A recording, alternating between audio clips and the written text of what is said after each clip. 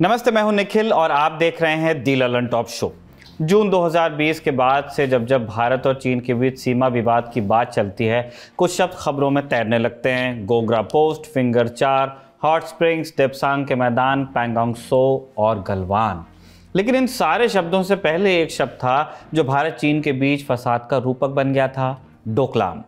पूर्वी लद्दाख में चीन की वादा खिलाफी और गलवान घाटी में हुए संघर्ष के बाद खबरों की दुनिया का ध्यान लद्दाख पर ही ज्यादा रहा, लेकिन अब चीन ने डोकलाम में फिर ऐसी कारस्तानी कर दी है कि तनाव बढ़ गया है। आखिर डोकलाम में ऐसा है क्या कि चीन उसके पीछे पड़ा है? वहां क्यों गांव पर गांव बनाता जा रहा है जिनमें कोई रहता नहीं? और भारत क्यों इस सब को हल्के में नहीं ले सकता? बताएंगे दिन की बड़ी खबर में। सुर्खियों में बिहार में नकली शराब से हुई मौतों की एक बार फिर बात होगी। INS विक्रांत से जुड़ा कौन सा मामला बंद हुआ ये भी बताएंगे, लेकिन पहले आपको ले चलते हैं डोकलाम। एक साधारण सा गूगल सर्च आपको बता देगा कि डोकलाम भारत में है ही नहीं, वो है भूटान में। तो चीन वहां चाहे जो करे, हमें उससे क्या? आइए सबसे पहले इसी सवाल का जवाब खोजते हैं एक नक्शे में। इस नक्शे को देखिए। डोकलाम इलाका एक ट्राई जंक्शन पर है माने जहां पर 3 सीमाएं आकर मिलती हैं। एक तरफ है सिक्किम माने हमारा भारत, दूसरी तरफ है हमारा दोस्त भूटान, और इन दोनों की जमीन के बीच एक खंजर की तरह मौजूद है चीन। डोकलाम इस ट्राई जंक्शन पर ही मौजूद है, लेकिन भूटान के हिस्से में। अब समस्या यह है कि चीन इस नक्शे को मानता नहीं। ठीक उसी तरह जैसे चीन भारत के बीच सीमा विवाद है, उसी तरह चीन और भूटान के बीच भी सीमा विवाद है।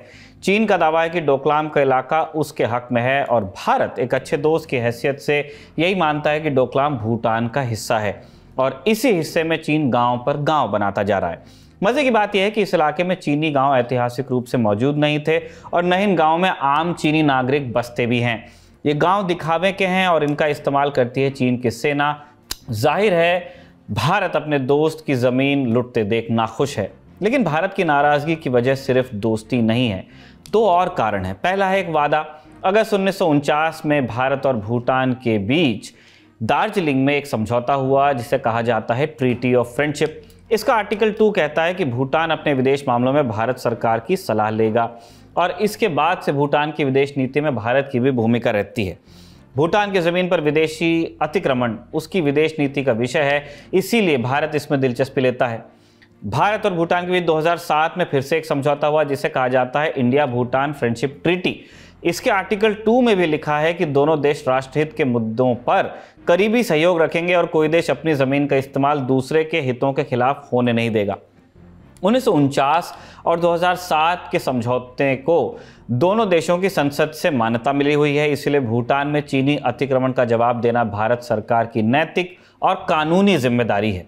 अब आते हैं दूसरे कारण पर जिसके चलते भारत की नैतिक और कानूनी जिम्मेदारी का महत्व बहुत ज़्यादा बढ़ जाता है। भारत का पूर्वोत्तर बाकी देश से एक सकरे गलियारे से जुड़ा है, आप जानते ही हैं, जो किशनगंज से सिलीगुड़ी के बीच पड़ता है। एक जगह इस गलियारे की चौड़ाई सिर्फ 22 किलोमीटर के करीब है, इसीलिए इसे कहा जाता है चिकन स्नैक माने मुर्गे की गर्दन। उसके बदन का सबसे नाजुक हिस्सा है, क्योंकि भारत इस गलियारे की वैसे ही परवाह करता है जैसे उसकी गर्दन हो ये, इसलिए चिकन स्नैक वाला शब्द ही वहां से आया। इतना इंपॉर्टेंट है और पतला है, मरोड़ना आसान है। इसीलिए जब 1947 में पूर्वी पाकिस्तान बना और पूर्वोत्तर का रेल संपर्क देश से कट गया, तो भारत ने महज 2 साल में एक नई रेलवे लाइन डलवाई थी। आनन फानन में दोबारा असम को रेल के नक्शे से जोड़ा था। यहाँ से गुजरने वाली रेल लाइनें, सड़कें, बिजली की लाइनें और तमाम दूसरी संरचनाओं को आज भी बड़ी बारीक निगरानी में रखा जाता है, ताकि कोई भी गड़बड़ हो तो तुरंत सुधार लिया जाए उसे। आखिर गर्दन है हमारी, ध्यान तो रखना ही पड़ेगा। अब नक्शे पर देखिए कि चीन यहाँ से कितना करीब है। कुछ जगहों पर चीन सिलीगुड़ी कॉरिडोर से सिर्फ 80 से 100 किलोमीटर दूर पड़ता है। चीन अरुणाचल प्रदेश पर दावा जताता ही रहता है, पूर्वोत्तर के बाकी राज्यों में उग्रवाद और आतंकवाद को समर्थन देता रहता है। वो जितना हो सके सिलीगुड़ी कॉरिडोर के करीब आ जाना चाहता है, ताकि युद्ध की स्थिति में पूर्वोत्तर को भारत से अलग किया जा सके, और इसीलिए चीन डोकलाम में स्थिति को मजबूत करने में लगा हुआ है। उसकी स्थिति को भारत ये जानता है। चीन ने 2017 में डोकलाम ट्राई जंक्शन से आगे की सड़क बनाने की कोशिश की। अपनी हद में वो बनाई, इसमें कोई प्रॉब्लम नहीं है। आगे घुस रहा था भूटान में। जून में इसी खबर भारत को लग गई धड़ाधड़ बैठकें होने लगी। सेना और सरकार के आला अधिकारियों ने प्रधानमंत्री मोदी के सामने कुछ विकल्प रखे। एक प्रेजेंटेशन हुआ, कई प्रेजेंटेशन हुए। इनफैक्ट 16 जून का दिन था और 17 जून को देर रात प्रधानमंत्री ने ऑपरेशन जूनिपर को मंजूरी दे दी। फौज पहले से तैयार थी। 18 जून की सुबह जब चीनी सैनिक और मजदूर डोकलाम में अपनी आंखें मल रहे थे, उन्हें बुलडोजर चलने की आवाज सुनाई दी। अब ये जो बुलडोजर था वो चीन का नहीं था, जबकि उनका भी कंस्ट्रक्शन क्रू वहां पे था। आवाज उन बुलडोजर से आ रही थी जिन्हें भारत की फौज अपने साथ भूटान की सीमा के अंदर ले गई थी। फौज ने तुरंत भूटान के हिस्से की जमीन पर एक मानव श्रृंखला बना दी और चीनियों का जो सड़क वाला काम था उसको करवा दिया बंद। बात यह थी कि चीन अगर अपनी सड़क बनाने में कामयाब हो जाता तो चीनी फौज के लिए भारत की डोकला पोस्ट की घेरेबंदी आसान हो जाती, जो कि सिक्किम में है। चीन झंपेरी की पहाड़ियों तक आ जाना चाहता था, झंपेरी रिज कहते हैं, ताकि वहां से सीधे सिलीगुड़ी कॉरिडोर पर नजर रख सके, जो भारत को स्वीकार नहीं था। 73 दिनों तक दोनों देशों की सेनाएं आंखों से आंखें मिलाकर वहां खड़ी रहीं और फिर दोनों सेनाएं पीछे हटती हैं। लेकिन चीन इतनी जल्दी डोकलाम का पीछा छोड़ने नहीं वाला था। वो 1998 से यहाँ सड़क बनाने की कोशिश कर रहा है। हर साल थोड़ी थोड़ी सड़क बनाता है। 2019 में वो भूटान से बातचीत को वहाँ तक ले आया, जिसके बाद कहा जाने लगा कि संभव है कि चीन को उतनी ज़मीन बख्श दी जाए जितनी वो कब्जा कर बैठा हुआ है पहले से। लेकिन इन चीज़ों में वक्त लगता है, इसलिए चीन पुराने तरीके से ज़मीन हथियाने में लगा हुआ है। जो हमारे साथ करता है वो भूटान के साथ कर रहा है। इंडिया टुडे के लिए अभिषेक भल्ला और अंकित कुमार ने एक रिपोर्ट की है, जिसमें सैटेलाइट तस्वीरों के माध्यम से दिखाया गया है कि चीन किस तरह डोकलाम में अपनी मौजूदगी को बढ़ा रहा है। 2020 में चीन ने ट्राई जंक्शन से करीब 9 किलोमीटर दूर भूटान के इलाके में एक पूरा गांव बना दिया। इसका नाम था पांगड़ा। 2021 में गांव का विस्तार हुआ। गांव सुनकर आप कंफ्यूज हो सकते हैं। हमने गांव आकार के लिए कहा, बसाहट की। सुविधाएं यहाँ शहरों वाली हैं, पक्के मकान हैं, पक्की सड़कें हैं, बस नागरिक नहीं है, क्योंकि ये गांव चीन की फौज के लिए है। ऐसा सिर्फ एक गांव भी नहीं है, यहाँ कई गांव बनाए गए, इनको क्लस्टर्स कहा जाता है। सितंबर और नवंबर 2022 की तस्वीरों में साफ नजर आता है कि नई इमारतें बन रही हैं और आगे के निर्माण के लिए जमीन को समतल भी किया जा रहा है। यहाँ चीन ने तोरसा नाले पर एक पुल भी बना लिया है। मतलब साफ है कि चीन 2017 में बिल्कुल हतोत्साहित हुआ नहीं था। वो लगातार निर्माण कर रहा है ताकि इस इलाके के बारे में कह सके कि यहाँ तो आम चीनी बसते हैं, ये गांव है और ये भूटान की ज़मीन में फिर कैसे हो सकता है। हमने इस बारे में रक्षा पत्रकार अभिषेक भल्ला से बात की। सुनिए उन्होंने क्या कहा। देखिए, यहीं पे चाइनीज अग्रेशन जो है वो समझना जरूरी है। चाइनीज एक्सपेंशनिज्म की नीति को समझना जरूरी है। और डोकलाम में डिसंगेजमेंट हुआ और कुछ हद तक कह सकते हैं कि हम कामयाब रहे जो कुछ कंस्ट्रक्शन थी उसको रोकने में। लेकिन इसका ये मतलब नहीं है कि चीन वहां से चला गया। और उसके बाद देखिए क्या हुआ। 2020 में लद्दाख में एक बहुत ही बड़े लेवल पे बहुत बड़ा मोबिलाइजेशन हुआ चीन की तरफ से। और बहुत ज्यादा इलाकों में, सब जानते हैं, 4-5 फ्रिक्शन पॉइंट्स थे जहां पे चाइना ने स्टेटस को बदलने की कोशिश की। और मैं तो ये खुल के बोल भी चुका हूँ। इनफैक्ट मैंने स्टोरी भी लिखी हुई है कि China has successfully changed status को। और स्टेटस को ही नहीं, चाइना ने कुछ हद तक एलएसी ही बदल दी है वहां। तो ये अपने में एक बहुत बड़ी डिबेट है। इसको डिफेंड कर सकते हैं कुछ लोग कि मैं जो कह रहा हूँ वो गलत है। लेकिन मेरी अंडरस्टैंडिंग जो है वो काफी लोगों से बात करने के बाद है। और सिंपल सी कारण मैं ये इसलिए कहता हूँ कि उन्होंने स्टेटस को बदल दिया है और एलएसी बदल दिया, क्योंकि जो हमारे पेट्रोलिंग पॉइंट्स थे वहां तक हम नहीं जा सकते। अब अगर हम वहां तक नहीं जा सकते तो इसका क्या मतलब है? इसका यही मतलब है कि जो एक, क्योंकि जो पेट्रोलिंग पॉइंट्स थे वो भी एलएसी नहीं थी। पेट्रोलिंग पॉइंट था लास्ट पॉइंट जहां तक आप पेट्रोल कर सकते थे।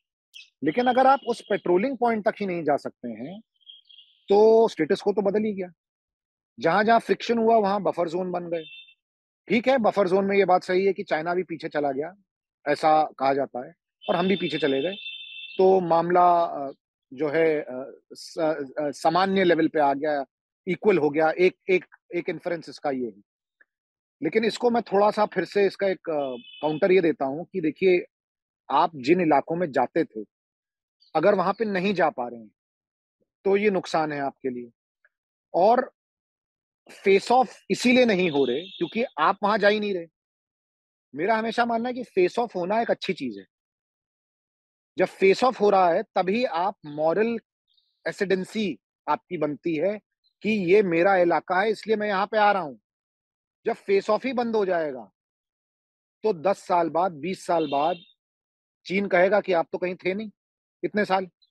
साफ है, भारत ये कह तो रहा है कि जमीन नहीं खो रहा वो, लेकिन चीन मैदान की हकीकत को ही बदलता जा रहा है। नक्शे झूठ नहीं बोलते हैं, मैप्स झूठ नहीं बोलते हैं, स्पेशली जो आपको सैटेलाइट से नजर आती हैं तस्वीरें, वो भी झूठ नहीं बोलती हैं।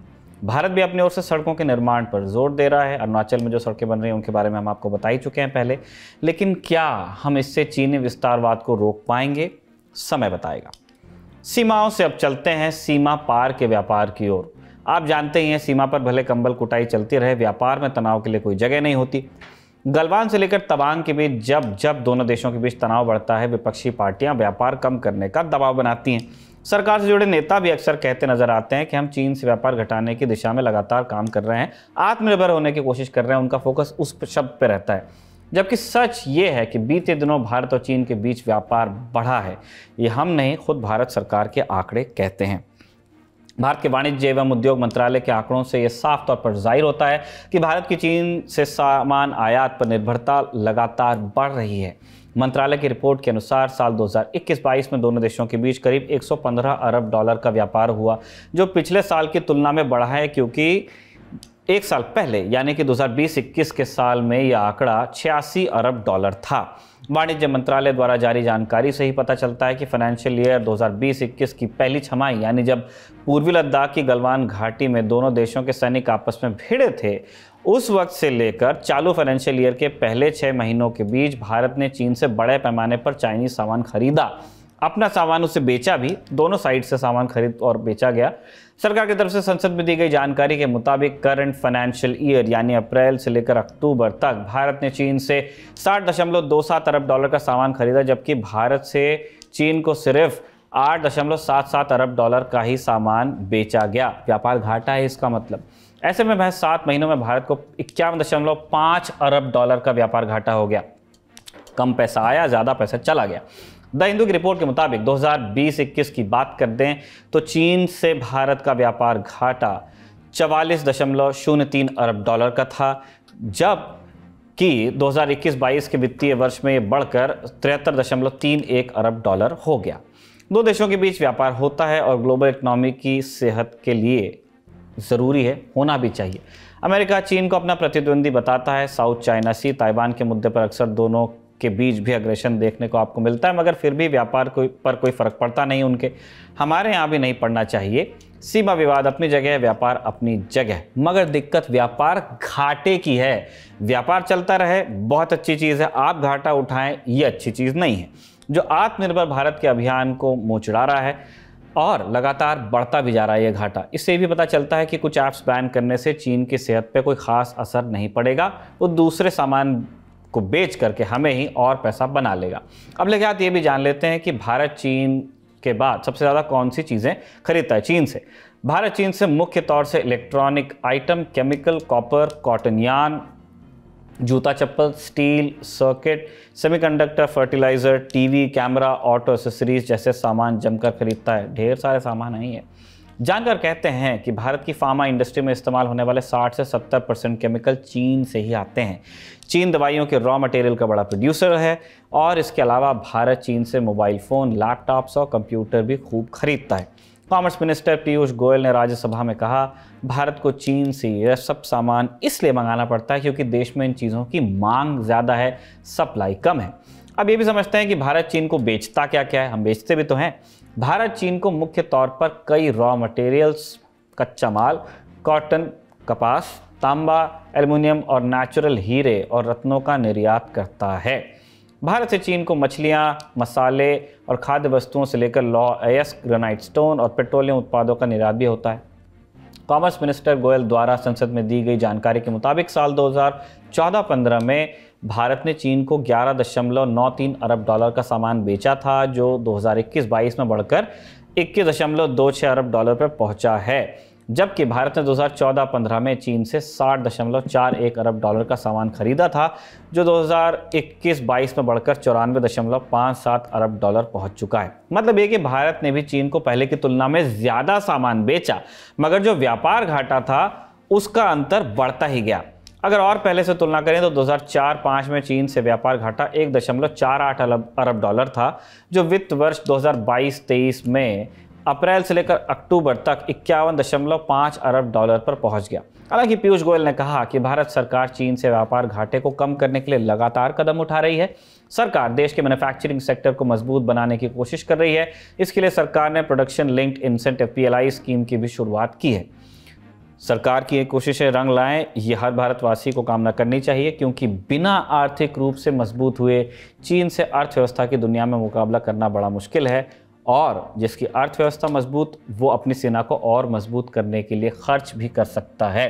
तो आपके बाह मजबूत हो आपकी, इसलिए ज़रूरी है कि आपका बटुआ भी मजबूत हो। ये थी दिन की बड़ी खबर। अब गौर कीजिए दिन की सुर्खियों पर।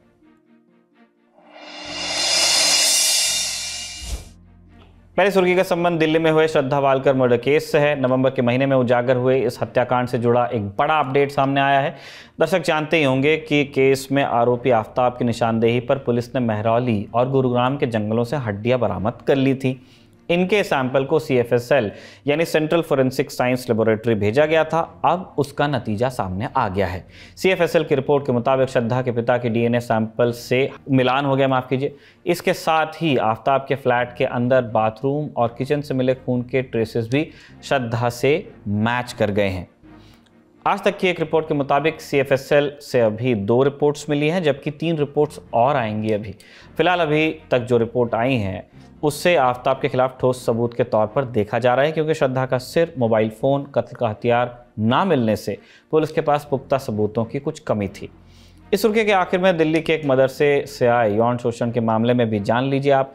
इंडियन एक्सप्रेस की रिपोर्ट के मुताबिक उत्तरी दिल्ली के एक मदरसे के उलेमा पर एक नाबालिग लड़के के यौन शोषण का आरोप लगा है। पीड़ित लड़के की उम्र 12 साल है। आरोप है कि उलेमा ने लड़के को नशीला पदार्थ खिलाकर कई बार उसका यौन शोषण किया, रेप किया। पुलिस के मुताबिक पीड़ित पिछले साल के अगस्त महीने से मदरसे में पढ़ रहा था। कुछ दिनों पहले जब वो अपने घर गया, तब उसने मदरसे में खुद के साथ हो रहे सलूक की जानकारी परिवार को दी। मामला सामने आने के बाद से आरोपी उलेमा फरार है। पुलिस ने उसके खिलाफ पॉस्को एक्ट और अप्राकृतिक अपराधों के तहत मामला दर्ज कर लिया है। अगली सुर्खी का संबंध शराबबंदी वाले राज्य बिहार से है। छपरा में जहरीली शराब पीने से हुई मौतों का आंकड़ा 39 तक पहुंच गया है। जब विपक्ष ने ये मामला बिहार विधानसभा में उठाया, तब CM नीतीश कुमार कैसे खींच उठे थे, ये हमने आपको 14 दिसंबर के शो में ही दिखा दिया था। कल तो उनका गुस्सा दिखा, लेकिन शराब कांड से हुई मौतों पर नीतीश कुमार ने जो बयान आज दिया है वो संवेदनहीनता से भी परे बताया जा रहा है। सुनिए। तो जितना जहरीली शराब, और जानते ही हैं कि लोगों को सचेत रहना चाहिए। यहाँ तो शराबबंदी है तो कुछ गड़बड़ तो बेचेगा ही, तो लोगों की मौत हो जाती है। तो इसको याद रखना चाहिए कि शराब नहीं पीना है। शराब बड़ी बुरी चीज है, लेकिन फिर भी कोई पी लेता है। देखिए, ज्यादातर लोगों ने इसके पक्ष में सहमति दी है, लेकिन कुछ आदमी को क्या कीजिएगा, कुछ तो ऐसी गलती करता ही है। तब उसके बाद पिछली बार भी याद है ना, जहरीली शराब से मर गया तो कोई कहा कि इनको मिलना चाहिए कंपल्सरी के बाद। जो शराब पिएगा वो तो मरेगा ही। ये तो उदाहरण ही सामने है कि पियोगे तो मरोगे, यही तो बात है। जो शराब पिएगा वो तो मरेगा ही। नीतीश कुमार ने ऐसा बेतुका बयान देते वक्त शायद भूल गए थे वो कि उनके राज्य में असली शराब भी पूरी तरह से बैन है, और शराबबंदी कानून को अक्सर अपनी उपलब्धि के तौर पर पेश करने वाले नीतीश कुमार की ही जिम्मेदारी है कि वो अपने राज्य में असली और नकली शराब के धंधे को फलने फूलने से रोकें। फिलहाल जहरीली शराब से हुई मौतों और अपने बयान के चलते नीतीश कुमार पूरी तरह से विपक्ष के रडार पर हैं। बीजेपी ने नीतीश सरकार के खिलाफ सदन से लेकर सड़क तक मोर्चा खोल रखा है। आज विधानसभा के अंदर और बाहर भाजपा विधायकों ने शराब कांड को लेकर जबरदस्त नारेबाजी की। बिहार में जहरीली शराब से हुई मौतों की गूंज राज्यसभा से लेकर लोकसभा तक भी सुनाई दी। आप सुन लीजिए। नीतीश कुमार जी जिस तरह से विधानसभा में बात करते हैं, वह मानसिक संतुलन खो चुके हैं। केंद्र सरकार को बिहार की कानून व्यवस्था पे संज्ञान में लाना चाहिए और इन 37 हत्याओं का जिम्मेवार महागठबंधन की बिहार सरकार के ऊपर शीघ्र कार्रवाई भी करनी चाहिए और उन पुलिस अफसरों पर कार्रवाई करनी चाहिए जो शराब बेचने वाले हैं। वो सैकड़ों करोड़ के मालिक हो गए, जो शराब के साथ जो ये पुलिस प्रायोजित है, पुलिस 10,000 करोड़ कमा चुकी है। इन सभी पर और मुख्यमंत्री पर कार्रवाई होनी चाहिए। बीजेपी नीतीश सरकार पर लगातार हमले कर रही है और उनके deputy CM Tejashwi Yadav BJP के विरोध को ड्रामा बता रहे हैं। फिलहाल शराब कांड से हुई मौतों पर फुल स्पीड से चल रही राजनीति के बीच बिहार सरकार में मंत्री समीर महासेठ ने जहरीली शराब को झेलने का मंत्र भी सुना दिया। सुनिए। सब गलत लोग दे रहे हैं, तो उसका जितना भी हम बात करेंगे, बिहार के लोग सुसाइड अटेम्प्ट कर रहे हैं। नहीं, हमारा ये कहना है slow poisoning of the people. अगर आप कोई भी चीज ऐसा चीज लेते हैं तो आप स्लो पॉइजनिंग हो रहा है। जिसका शरीर का पावर है, स्पोर्ट्स के माध्यम से खूब हम स्ट्रेंथ बना लेते हैं, हम बर्दाश्त कर सकते हैं, लेकिन अब बर्दाश्त करने की क्षमता आप लोग देंगे ना कि खूब दौड़े, खूब ब्रह्म मुहूर्त में दौड़े, खूब खेले, खूब कूदे, शरीर बनावे, लेकिन इन चीजों को त्याग करें क्योंकि प्रोविजन है, मिल नहीं रहा है, गलत ढंग से लोग बिहार में खेल रहे हैं। पिछले 6 सालों में बिहार में शराब बेचने के आरोप में 4.5 लाख लोगों की गिरफ्तारी हो चुकी है, लेकिन पूरा सिंडिकेट अभी भी फूल फल रहा है। अगली सुर्खी की ओर चलते हैं जो कि राज्यसभा से आई है। दर्शक जानते ही हैं कि संसद के शीतकालीन सत्र का आज 7वां दिन है। आज राज्यसभा में सुप्रीम कोर्ट के जजों की नियुक्ति का मुद्दा उठ गया फिर से। दर्शक जानते ही हैं कि काफ़ी वक्त से केंद्र सरकार और सुप्रीम कोर्ट के बीच जजों की नियुक्ति को लेकर विवाद की स्थिति है। हम इस मसले पर डिटेल शो कर चुके हैं जिसका लिंक आपको डिस्क्रिप्शन में मिलेगा। लाइव लॉ की रिपोर्ट के मुताबिक आज केंद्रीय कानून मंत्री किरेन रिजिजू ने राज्यसभा में कह दिया कि संविधान के अनुसार जजों की नियुक्ति की प्रक्रिया अदालतों के परामर्श से सरकार के दायरे में थी। आज न्यायिक रिक्तियों को भरने के लिए सरकार के पास बहुत सीमित शक्ति है। जिन नामों को सरकार की मंजूरी के लिए भेजा जाता है उनके अलावा नए नामों का प्रस्ताव करने की कोई अन्य शक्ति नहीं है। मैंने सुप्रीम कोर्ट और हाई कोर्ट के जजों से सुनिश्चित करने का अनुरोध किया है कि गुणवत्तापूर्ण जजों के नाम ही भेजे जाएं। आगे रिजिजू ने भी कहा कि जब तक जजों की नियुक्ति की प्रक्रिया में बदलाव नहीं होता उच्च न्यायिक रिक्तियों का मुद्दा उठता रहेगा। अगली सुर्खी की ओर बढ़ते हैं। आईएनएस विक्रांत और महाराष्ट्र बीजेपी के नेता किरीट सोमैया और उनके बेटे नील सोमैया से जुड़ी है ये सुर्खी। खबर को आसानी से समझने के लिए पहले मामले का आपको बैकग्राउंड जानना होगा। एक मामला बंद हुआ है, कौन सा मामला बंद हुआ है उसकी कहानी शुरू कर रहे हैं। आज तक रिपोर्ट के मुताबिक किरीट और उनके बेटे नील पर आरोप लगे थे कि आईएनएस विक्रांत को नौसेना से बाहर करने के खिलाफ उन्होंने एक अभियान चलाया और इसे बचाने के नाम पर लोगों से कथित तौर पर 57 करोड़ रुपए की राशि जमा की। मामले में अपडेट यह है कि मुंबई पुलिस की आर्थिक अपराध शाखा ने किरीट और नील को इस मामले में क्लीन चिट देकर मामले को बंद कर दिया है। कोर्ट में क्लोजर रिपोर्ट भी दाखिल कर दी गई है। दर्शकों की जानकारी के लिए बता दें कि एक पूर्व सैनिक की शिकायत के आधार पर इस मामले में एफआईआर दर्ज की गई थी। आप चौंक सकते हैं कि आईएनएस विक्रांत को सेना से बाहर करने की बात कैसे हो रही है। आईएनएस विक्रांत ये वो वाला है जिसका नाम हमारे नए आईएनएस विक्रांत को मिला हुआ है। एक जहाज़ था जिसने भारतीय नौसेना में ग्लोरियस सर्विस दी, उसे गरिमापूर्ण तरीके से रिटायर भी किया गया और जब उसके रिटायरमेंट के ऊपर बात चल रही थी कि उस जहाज़ के साथ, उसके स्ट्रक्चर के साथ क्या किया जाएगा, ये तब का मामला है। वो जहाज़ अब हमारे पास में नहीं है, लेकिन हमारे पास एक नया आईएनएस विक्रांत है। इसी के साथ आज का द ललन टॉप शो यहीं पे समाप्त होता है। बने रहिए द ललन टॉप के साथ। शुक्रिया, शुभ रात्रि। आपके ज्ञान की गहराई नापने के लिए आ गई है ललन टॉप क्विज। मौके पर दो जवाब और मौके पर ही पाओ इनाम। सोमवार से शुक्रवार रात 9 बजे सिर्फ ललन टॉप ऐप पर। याद रखो कक्का की बात जो कही गई है नॉलेज पर हाल लगाओ हाल फायदा, दे लगाओ का फायदा। तो फटाक से डाउनलोड करो ललन टॉप ऐप और आ जाओ 9 बजे क्विज खेलने के लिए हमारे साथ।